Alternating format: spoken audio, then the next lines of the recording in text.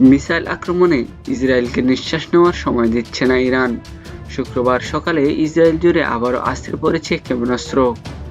Missile হামলার আগুন ছড়িয়ে পড়েছে ইসরায়েলের দক্ষিণাঞ্চলের বিভিন্ন স্থাপনায়। ক্রমাগত শোনা যাচ্ছে বিস্ফোরণের শব্দ। ভয়ঙ্কর এই হামলার তথ্য গোপন করতেই উঠে পড়ে লেগেছে নেতানিয়াহুর সরকার। তবে ঘটনার ভয়াবহতা উঠে এসেছে সামাজিক যোগাযোগ মাধ্যমগুলোতে। শুক্রবার সকালে ইরানি মিসাইল আঘাত হেনেছে ইসরায়েলের বীরশেবা অঞ্চলে। ভয়াবহ এই হামলায় কেঁপে উঠেছে পুরো শহরটি। সামাজিক যোগাযোগ মাধ্যমে ছড়িয়ে পড়া ভিডিওতে ইসরায়েলি ইরানি মিসাইলের সরাসরি আঘাতের দৃশ্য ছড়িয়ে পড়েছে। টেক পার্ক হিসেবে পরিচিত বীরশেবা শহরের যেখানে মিসাইলের হামলা হয়েছে, মাইক্রোসফট এর কার্যকর রয়েছে বলে জানিয়েছে ইসরায়েল। মিসাইলের আঘাতে ধসে পড়েছে অনেক বহুতল ভবন। আগুন ছড়িয়ে পড়েছে চারপাশে। বেশ কিছু গাড়িতে আগুনের বিস্ফোরণের দৃশ্য ধরা পড়েছে।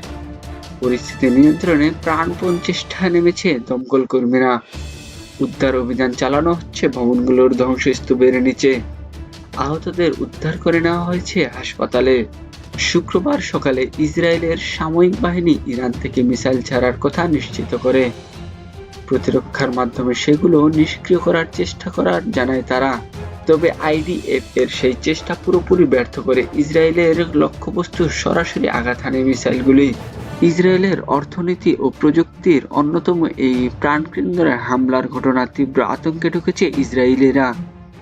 গতকাল ওই বীরশেবার সড়কের হাসপাতালের হামলার রেশ না কাটতেই অঞ্চলটিতে ইরানের আরেক দফা হামলার এক ধ্বংসস্তূপে পরিণত করেছে গোটা শহরটিকে।